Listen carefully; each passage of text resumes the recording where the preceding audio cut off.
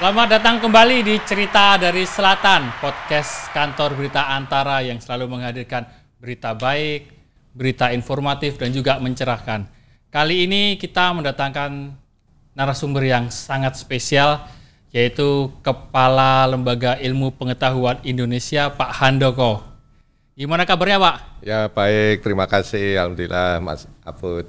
Kali ini kita masih membahas tentang COVID-19, Pak. Kan kita dengar bahwa COVID-19 ini alurnya mulai menurun, cuman dikhawatirkan ada gelombang-gelombang kedua. Cuman kita mendengar bahwa ada harapan baru, Pak, yang dibawa sama Lembaga Ilmu Pengetahuan Indonesia ini, bahwa ada informasi sudah ditemukan beberapa antivirus atau harapan baik yang sudah disampaikan juga ke Bapak Presiden. Ada yang bisa disampaikan nggak, Pak, ke Sobat Antara di rumah ini mengenai harapan baik itu, Pak? Ya, jadi pertama mungkin saya mau sedikit koreksi dulu. Jadi kita, yang sejauh saya pahami, kita belum tahu apakah kita dalam proses turun atau masih datar, atau bahkan masih naik. Ya, gitu.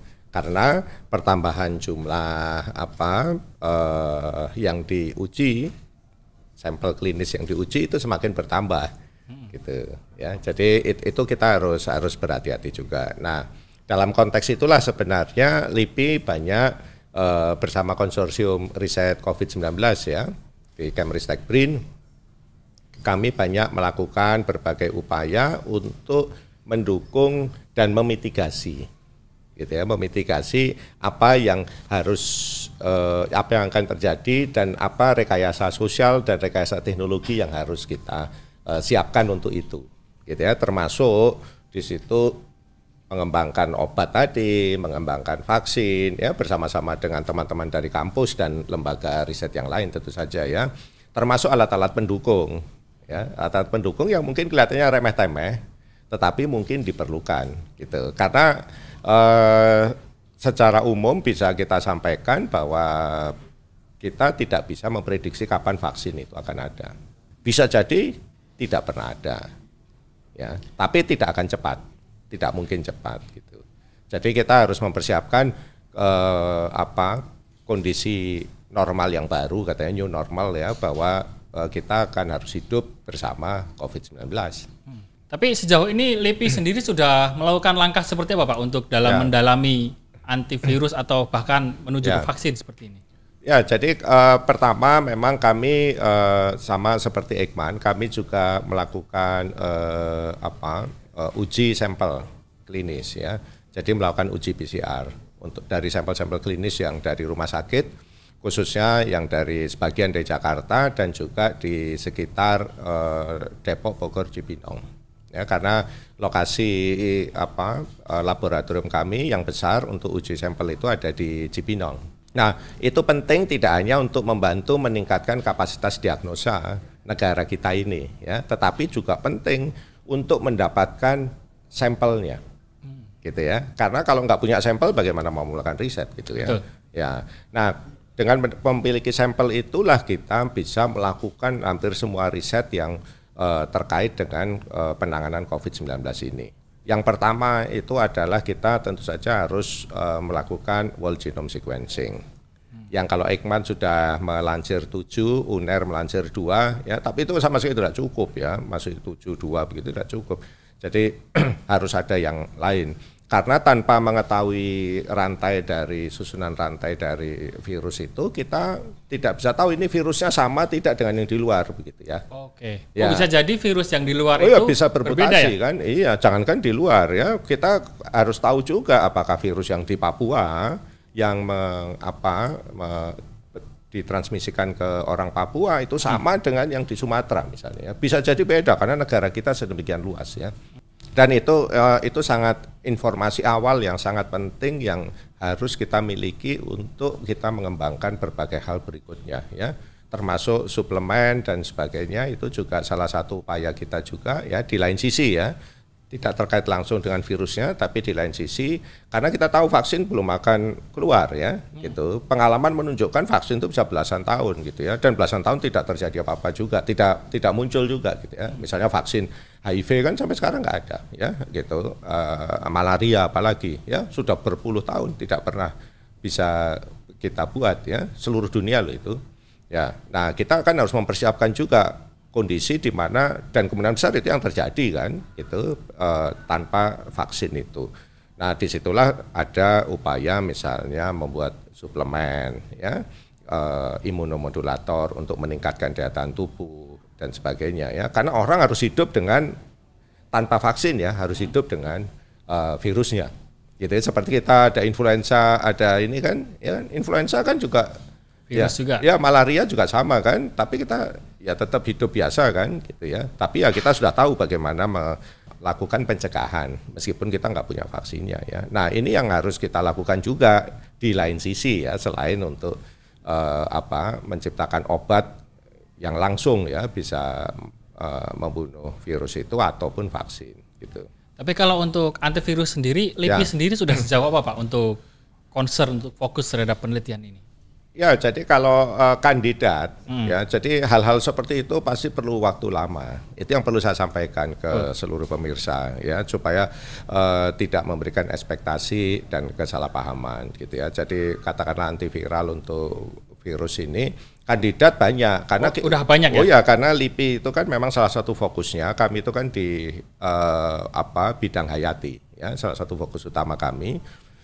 Kami melakukan mulai dari eksplorasi ya, biodiversity Indonesia itu negara biodiversity terbesar ya di dunia ya, kalau dengan lautnya ya nomor 1 di dunia, sehingga kita punya potensi banyak sumber daya alam biodiversity Indonesia yang bisa diekstrak senyawanya ya. Nah kami itu sudah punya banyak database ekstrak ya, sehingga tinggal dicari. Nah itu beberapa kandidat itu yang sekarang sedang diteliti lebih lanjut untuk menjadi antivirus juga misalnya ya. Ada berapa kandidat Pak kira-kira untuk antivirus ini? Waduh, kalau yang saya tahu yang sekarang yang paling maju itu yang ketepeng Cina ya, kalau nggak salah ya. Ketepeng Cina. Saya juga belum tahu itu ketepeng Cina itu kayak apa pokoknya. Belum sempat lihat ya. Saya nggak begitu tahu juga, tapi itu dari salah satu pusat penelitian kami, pusat penelitian kimia ya, itu mencoba itu. Tapi belum masuk uji klinis loh ya. Jadi prosesnya itu panjang begitu ya. Karena ini kan terkait obat, terkait sesuatu yang dimasukkan ke tubuh manusia ya, sehingga pasti punya risiko. Jadi pengujian itu memang harus dilakukan sesuai prosedur standar secara full ya, karena demi keamanan juga. Tapi dengar-dengar ya, Pak Handoko udah ngobrol sama Pak Presiden ya? Ya tidak, kita kan dalam satu konsorsium ya, bersama-sama dengan Pak Menristek. Kita tadi pagi itu kita bersama Pak Presiden itu virtual ya, itu melakukan peluncuran berbagai produk riset hasil konsorsium ya. Nah, yang diobrolin apa tuh Pak sama Pak Presiden? Ya, jadi intinya Pak Presiden banyak mendukung ya upaya teman-teman kita ya, peneliti, dosen, perekayasa untuk mencari berbagai temuan baru yang bisa berujung pada inovasi ya. Jadi yang menjadi produk yang bisa langsung dimanfaatkan khususnya yang terkait dengan COVID-19 ini, mulai dari ventilator, test kit ya kan, kemudian untuk rapid test juga gitu, dan juga untuk sterilisasi, misalnya memakai sinar UVC, memakai ozon dan sebagainya ya, gitu. Sampai gimana bikin gagang pintu yang orang bisa buka tanpa harus megang, gitu misalnya ya. Tapi kalau gitu. Hal-hal yang sampai sesimpel itu ya. Tapi kalau pintunya yang bulat itu gimana Pak nanti? Oh itu ada itu. Ada juga. Ada. Dia tinggal dicolokin begitu. Ya, bisa pintu yang bulat, bisa pintu yang biasa. Berarti memang penelitiannya sangat istilahnya detail ya Pak, dari mulai hal yang karena memang dampak COVID-19 ini kan sangat kompleks ya, multidimensi, kompleks ya kan, mengubah semua ya paradigma lifestyle kita. Iya benar. Ya kan? Jadi gaya hidup baru ya Pak. Oh iya, beneran baru ini. Kesehatan itu ya gaya hidup baru. Nah ngomong-ngomong mengenai kandidat tadi itu Pak, apakah diantaranya itu memang banyak mengandung rempah Indonesia yang diteliti? Saya tidak bicara rempah karena tapi yang saya sampaikan adalah bahan yang berasal dari biodiversity lokal Indonesia. Ya, seperti kata Peng Cina tadi kan biodiversity lokal ya. Kalau yang suplemen lebih banyak lagi ya. Gitu nanti mungkin Pak Masteria, Dr. Masteria salah satu peneliti terbaik kita akan menyampaikan itu ya. Gitu. Jadi banyak sekali. Tapi itu tidak selalu harus rempah ya. Ya. Kalau selama ini kan soalnya masyarakat banyak sekali punya harapan bahwa rempah-rempah Indonesia itu memiliki khasiat yang tinggi. Tetapi itu saya perlu sampaikan bahwa sebaiknya itu memang mengkonsumsi sesuatu yang sudah teruji ya oleh teman-teman kita, para peneliti kita yang memang ilmunya ada di situ ya. Karena apapun ya yang kita jadikan asupan itu ada efek sampingannya. Jadi kalau memang belum teruji jangan gegabah untuk memanfaatkan secara intensif lah ya gitu. Kalau sekali-kali minum ya nggak apa-apa begitu ya. Jamu aja Pak. Iya. Itu lokal ya berarti. Iya. Terus ada informasi gini kan Pak bahwa Amerika, Cina dan negara lain itu sudah mereka mendeklar bahwa masing-masing siap meluncurkan hasil vaksin yang uji coba. Nah, bahwa ilmuwan mereka mengklaim bahwa beberapa temuan sudah mulai langkah awal ditemukan. Nah, kalau di Indonesia sendiri, apakah penelitian juga akan mengarah seperti Amerika dan Cina untuk menemukan produksi massal seperti itu? Oh ya, intinya semua sama lah gitu ya. Tetapi ya itu tadi kalau negaranya mengklaim, setahu saya belum ada lah ya pasti. Tetapi yang ada itu ada klaim dari peneliti yang terafiliasi dengan industri. Dari negara tersebut itu banyak ya, makanya itu yang tadi saya sampaikan, semua harus berhati-hati, semua harus dengan kepala dingin melihat itu ya. Jadi sebelum secara resmi itu mendapatkan izin, mendapatkan approval dari pihak yang berwenang ya, dari negara manapun loh ya, karena prosesnya panjang ya. Suplemen saja panjang gitu ya, apalagi obat, apalagi vaksin gitu ya. Jamu saja cukup panjang loh ya, itu prosesnya ya. Pak Handoko, kalau boleh kita tanya dan share, sebenarnya apa sih Pak kendala mengenai penelitian mengenai COVID-19 ini sehingga ada yang lama, ada yang terlambat? Apakah kendalanya di dana kah atau memang sumber dayanya atau sampelnya seperti apa? Kalau secara umum ya memang penelitian semacam ini penelitian yang perlu waktu lama, gitu ya. Khususnya yang terkait dengan tadi subjek manusia, gitu ya. Itu secara global memang standarnya ya seperti itu. Jadi misalnya nih yang dilakukan teman-teman kami di Rumah Sakit Wisma Atlet melakukan uji klinis untuk suplemen loh ya, bukan obat ya, suplemen. Itu saja itu perlu waktu lama gitu ya, karena harus dicobakan dengan berbagai dosis yang berbeda ya. Ada yang placebo juga, dan setiap kasus yang berbeda itu jumlah pasiennya juga harus memenuhi ketentuan, tidak bisa hanya dicoba ke satu orang, tidak bisa, pasti minimal puluhan.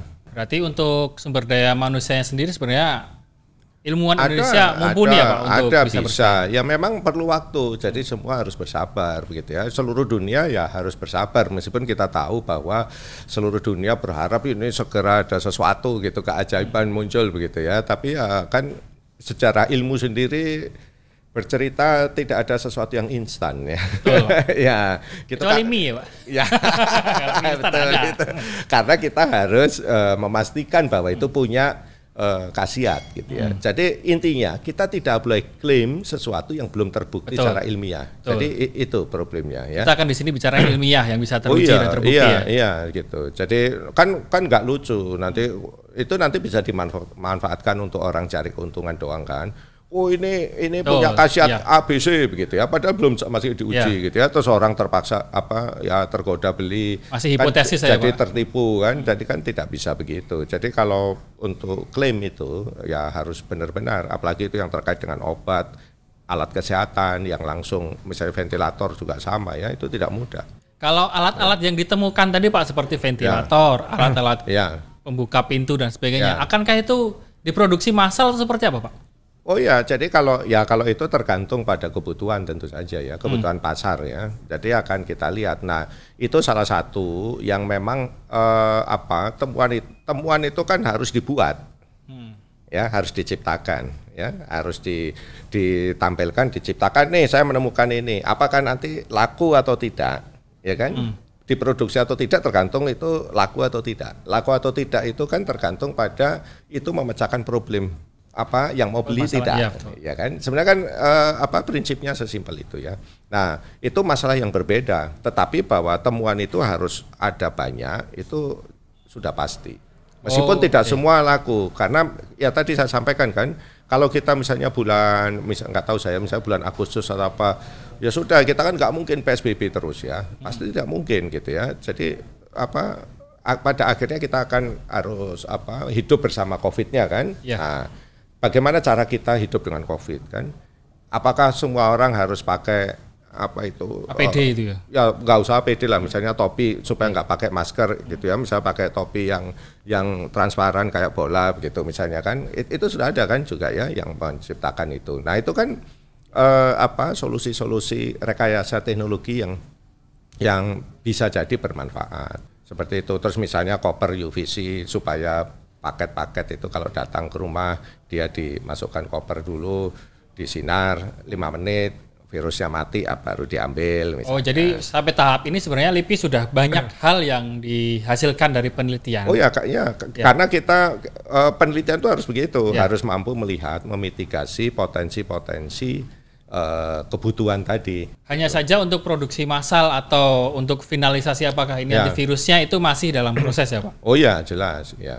Kalau misalnya ada yang bisa disampaikan Pak kepada Sobat Antara ini untuk menanggulangi, mencegah dari hal-hal sederhana itu apa Pak? Kan Bapak ini sebagai kepala ilmuwan Pak. Kepala-kepalanya ilmuwan kan berarti kan sangat sarinya ilmuwan gitu Pak.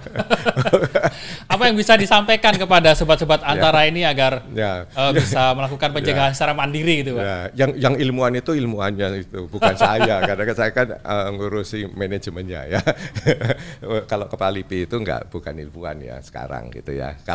Kalau sudah berhenti jadi ilmuwan lagi boleh. Boleh. Ya, tapi kalau secara umum jadi tadi ya terkait yang di Mas Afud tadi, jadi disiplin. Tidak ada yang lain, disiplin. Tentang apa tuh Pak disiplinnya? Ya, disiplin bahwa COVID-nya kan masih ada. Betul. Dan tidak akan pergi. Gitu ya. Ya. Jadi lupakan bahwa COVID-nya itu pergi sendiri. Pasti masih ada terus ya, sama halnya dengan malaria sama ya kan. Berdarah seperti itu kan sampai sekarang juga masih ada terus gitu ya. Jadi kita harus hidup dengan beliau-beliau itu, virus-virus itu kan. Oh nggak mau ya Pak? Ya gitu. Nah sekarang disiplin itu maksudnya apa? Ya disiplin yang berbasis pada yang fakta yang dijustifikasi oleh orang-orang yang berilmu tadi lah ya, teman-teman saya itu, bukan saya ya gitu. Jadi nah artinya apa? Ya sekarang kita semua semua orang ya harus mau belajar gitu dan harus belajar ya kan gitu. Kan orang udah tahu sejak dulu ya, sejak kita kecil gitu. Kalau ada banyak nyamuk jangan ke situ begitu ya. Betul. Iya kan? Itu kan hal yang paling simpel kan. Ini kan lebih kecil dari nyamuk, Pak. Ya, ya, tapi maksud saya pengetahuan itu sudah harus mulai ada. Iya gitu. Jadi memang masih ada itu berkeliaran beliau-beliau virus-virus tadi itu kan, virus SARS-CoV-2 itu. Ya. Ya sudah kalau keluar saya pakai masker. Itu paling minimal. Tapi itu saja nggak cukup kan. Betul. Gitu. Yang kedua harus jaga jarak. Ya, sementara ini minimal ya itu yang harus dilakukan ya. Kalaupun harus keluar gitu. Dan mungkin kelak kita terpaksa harus keluar juga kan. Gitu. Tidak bisa sekolah libur terus juga ya. Repot juga kan gitu. Meskipun nanti kita juga harus menciptakan protokol baru. Iya Pak, kalau sekolah libur nanti yang ngisi jadi ilmuwan LIPI selanjutnya siapa Pak? Nah repot kan.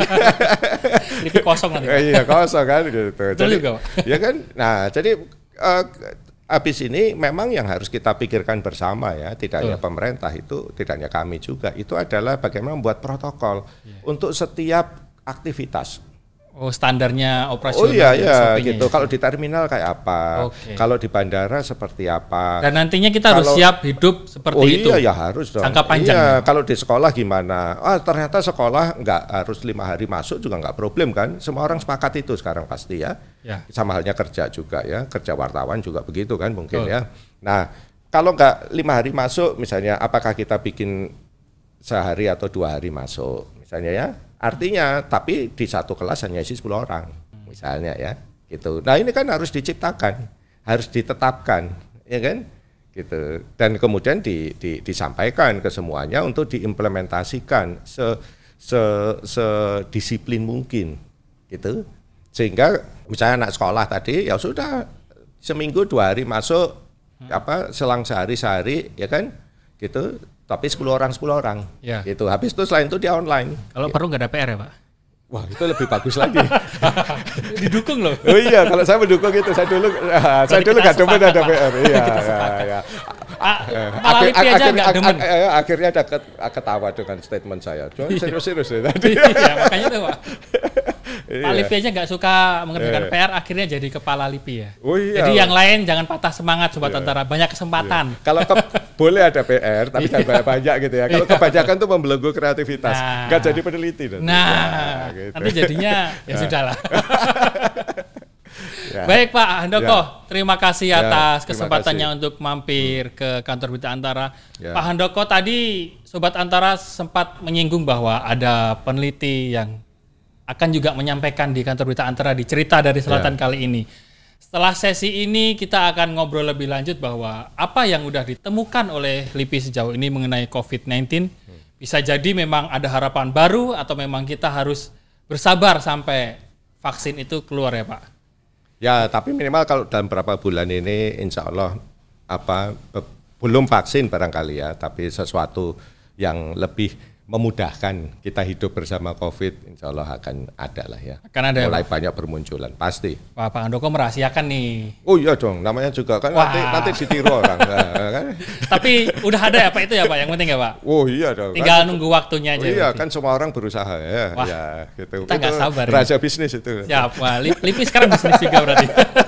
Menarik Pak, tapi kita mendukung untuk itu Pak, untuk bisa berkembang dan menemukan itu Pak. Ya, enggak sih, nanti tanya lah ke penelitinya, boleh dibuka. Berarti nggak perlu beberapa bulan, beberapa saat lagi. Terima kasih Pak Handoko sudah sharing bersama kantor Berita Antara di podcast Cerita dari Selatan.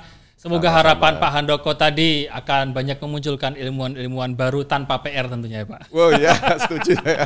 Terima kasih Pak Handoko, sampai jumpa di sesi selanjutnya. Ya, salam sehat.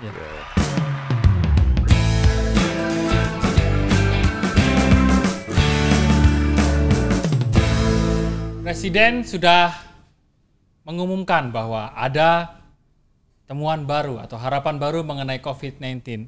Apakah yang sebenarnya diresmikan atau diluncurkan oleh Bapak Presiden Jokowi dan ternyata adalah sebuah obat mengenai COVID-19? Apakah ini akan menjadi harapan baru?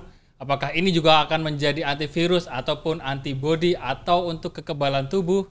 Kita akan membahas kali ini yang mengenai suatu obat yang udah dibahas Bapak Presiden Jokowi, dan kita langsung bertemu dan ngobrol langsung dengan pencipta obat ini, yaitu Pak Masteria. Terima kasih Mas. Ya, saya bukan penciptanya. Jadi gimana? Saya sebutnya perumusan atau penciptanya? Ya, kita tim yang merumuskan segalanya gitu. Banyak institusi yang terlibat, bukan hanya LIPI sebenarnya, juga banyak PT Kalbe juga yang mendukung kami. Kemudian juga ada Perhimpunan Dokter Pengembang Obat Tradisional dan Jamu. Kemudian ada juga dari Universitas Gadjah Mada juga yang membantu kami. Kemudian banyak sekali yang tim uji klinis yang akan membantu nantinya, yaitu Perhimpunan Dokter Paru Indonesia, BNPB, kemudian juga jajaran Rumah Sakit Darurat Wisma Atlet, khususnya Kapuskes TNI, seperti itu. Jadi ini apa sebenarnya ini Pak? Obat apa ini? Ya itu lebih ke sebenarnya lebih herbal, jadi herbal tradisional. Jadi di dalamnya itu lebih banyak sebenarnya herbal yang ada di tumbuh dan berkembang atau asli dari Indonesia. Nah, bisa sekalian ditunjukkan. Iya. Di dalamnya itu ada, misalnya ada, kalau kita nenek moyang kita sudah banyak memakainya. Di dalamnya itu ada meniran, sambiloto, daun sembung, dan jahe merah. Ini sudah sangat berabad-abad atau sejak dahulu kala dipakai oleh nenek moyang kita untuk misalnya untuk meningkatkan sistem imun, sebagai antiinflamasi, sebagai antivirus. Nah, kami ingin mencoba ini untuk uji klinisnya, bahwa ini bisa tidak mengembangkan atau meningkatkan sistem imun dari pasien SARS-CoV-2. Karena kalau kita tahu bahwa kalau patogen atau virus yang masuk ke manusia, yang paling pertama diserang itu adalah sistem imunnya kita. Nah, makanya diperlukan kalau kita sistem imun kitanya kalah, nah kita akan mendapatkan penyakit. Contohnya itu kalau si SARS-CoV-2 masuk ke dalam tubuh kita, kemudian kita mendapatkan penyakit yang dinamakan COVID-19. seperti itu. Nah, di dalamnya pasti dia selalu menyerang sistem imun tubuh kita. Nah, dibutuhkan atau tambahan tenaga atau tambahan bala bantuan. Nah, bala bantuannya itu adalah misalnya seperti suplemen, vitamin, dan obat herbal. Nah, inilah kami mengharapkan nantinya obat herbal atau suplemen yang kami ciptakan ini atau kami uji cobakan ini bersama-sama nanti bisa meningkatkan sistem imun pasien SARS-CoV-2 atau pasien COVID-19.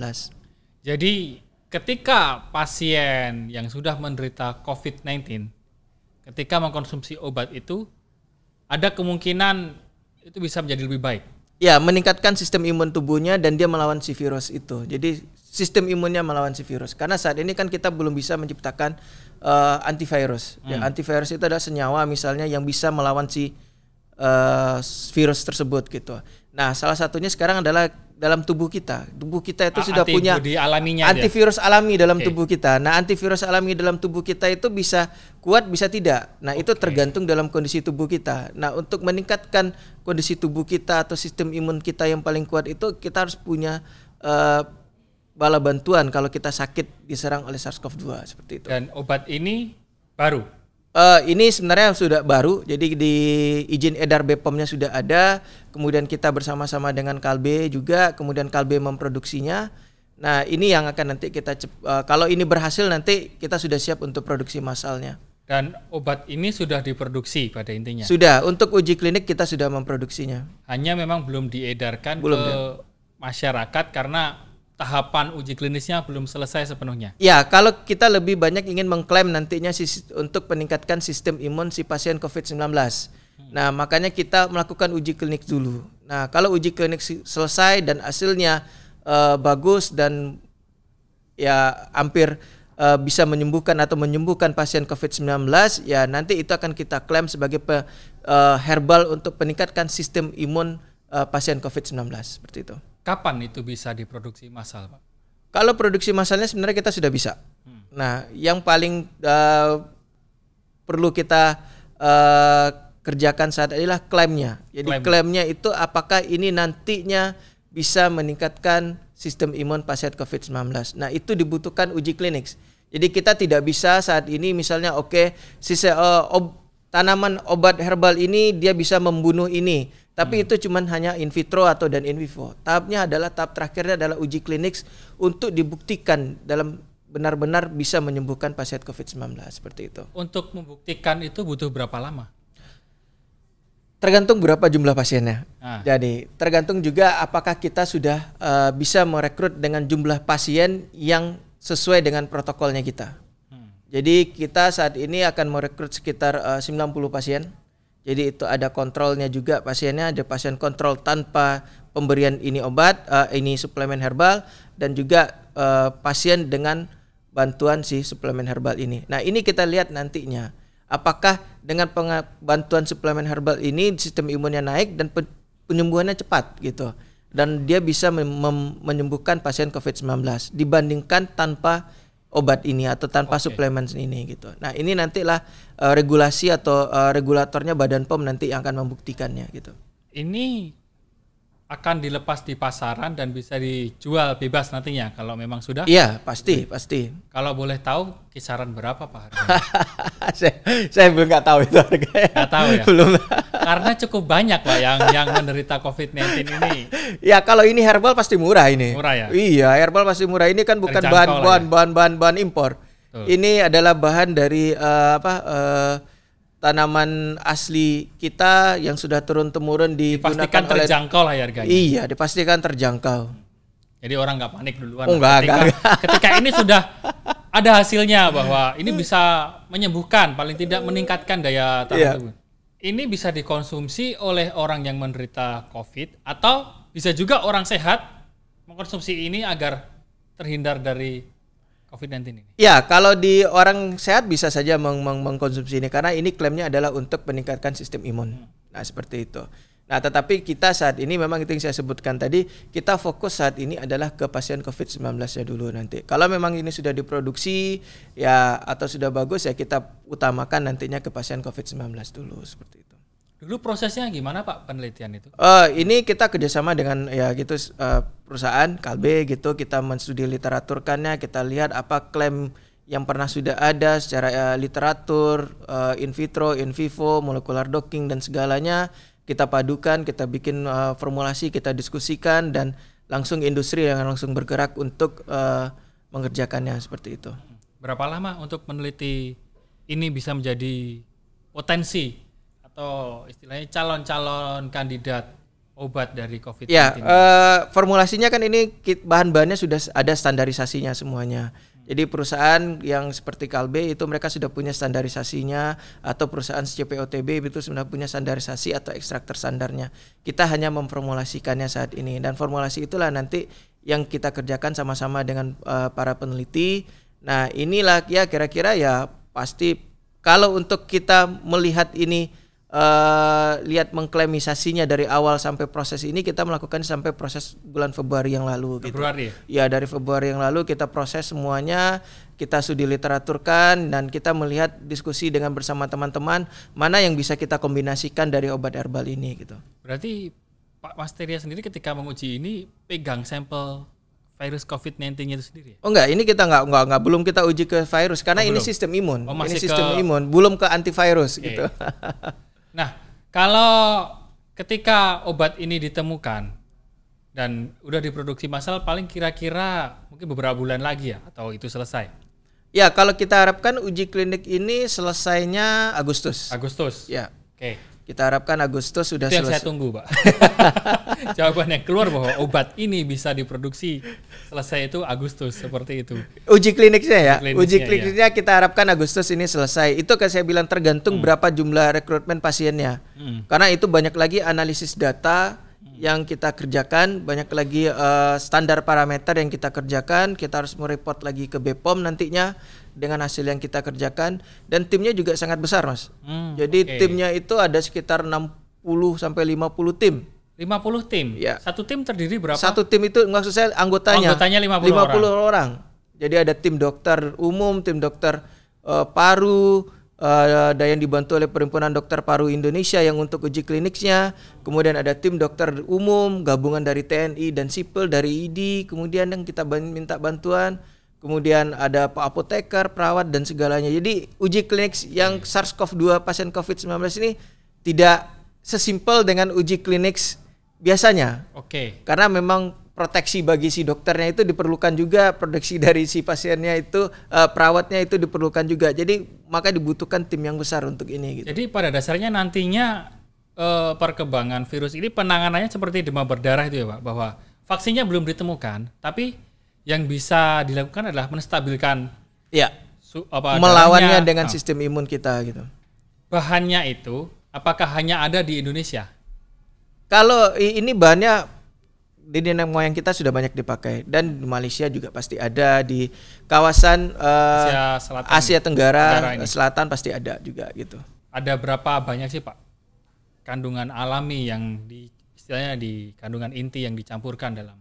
Kalau ini berbentuk ekstrak tanaman herbal Indonesia itu yang saya sebutkan tadi, ada jahe merah, sambiloto, ada daun ada meniran dan daun sembung seperti itu. Jadi keempat itu, dan dari keempat itu mereka punya komponen senyawa yang berbeda seperti itu. Nah itulah nantinya harapannya, misalnya kalau ini berhasil nantinya untuk meningkatkan sistem imun, kita tidak tahu apakah senyawa yang di dalam herbal ini juga berfungsi untuk membunuh si virus.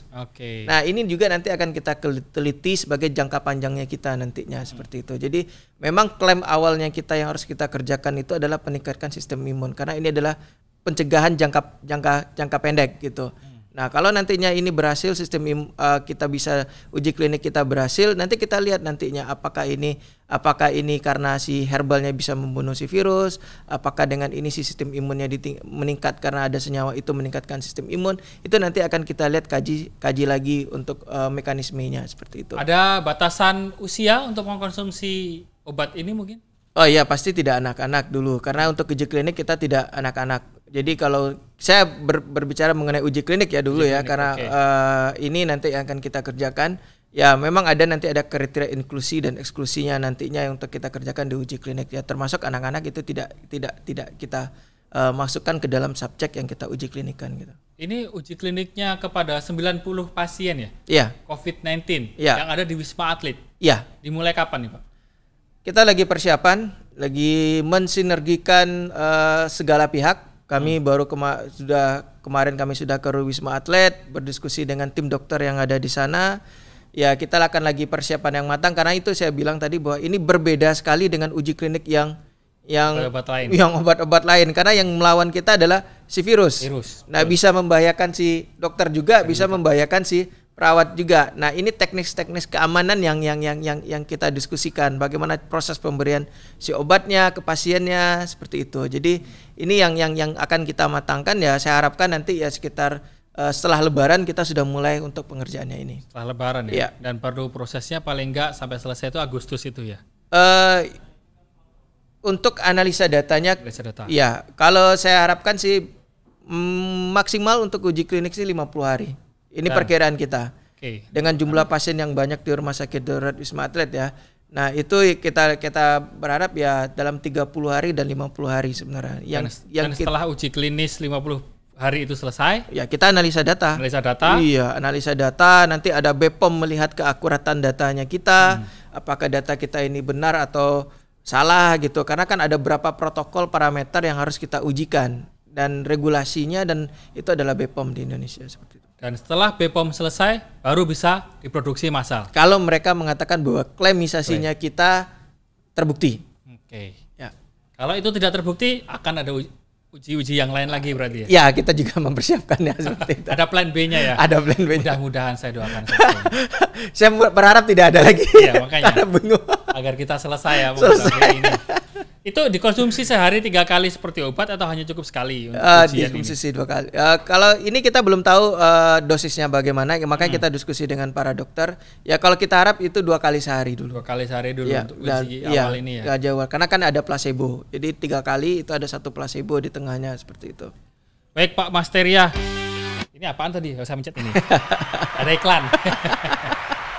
Terima kasih atas waktunya bahwa ternyata udah ada harapan baru yang mulai muncul bahwa ketika obat ini yang sudah diresmikan oleh Pak Presiden Jokowi dan di launching bahwa ini akan menjadi kandidat salah satu pemicu antibodi kita untuk melawan virus COVID-19, dan semoga saja obat ini bisa segera lolos uji klinis dan uji BPOM juga, dan juga setelah itu tidak ada lagi penyakit-penyakit yang harus diuji kita lagi, dan semoga ini akhir dari COVID-19 ya Pak, dengan ditemukannya. Akhir kita pakai masker. Oh ya betul.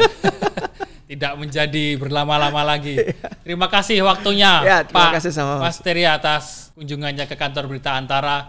Dan semoga nanti ke depannya banyak lagi penemuan yang lebih hebat muncul dari ilmuwan Indonesia. Amin. Sobat Antara, demikian podcast cerita dari Selatan kali ini, dan menampilkan Pak Masteria sebagai harapan baru dari Indonesia dalam menemukan obat-obat atau vitamin antibody untuk melawan COVID-19 ini. Terima kasih atas waktunya. Tetap baca terus Antara News dan saksikan podcast-podcast yang lain dari kantor Berita Antara. Terima kasih Pak Masteria. Banyak, Mas. Assalamualaikum warahmatullahi wabarakatuh. Waalaikumsalam warahmatullahi wabarakatuh.